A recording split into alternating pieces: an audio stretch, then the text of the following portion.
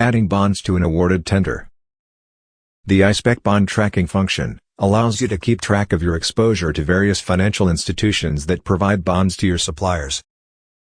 To add a new bond, expand the Properties section, click the Edit link, and then click the Bonds tab. Click the Add button, enter an institution name, amount and currency, and the bond expiration date.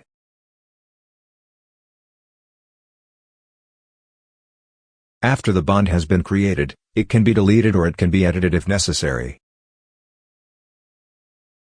When the bond expires, it will be highlighted red. Repeat the process if there are multiple bonds that need to be added. Once a bond has been added, it will be saved in a list for future use.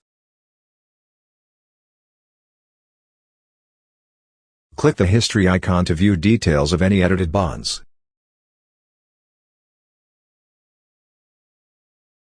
All active and expired bonds will be listed in the Overview section of the dashboard, with a link to open the tender.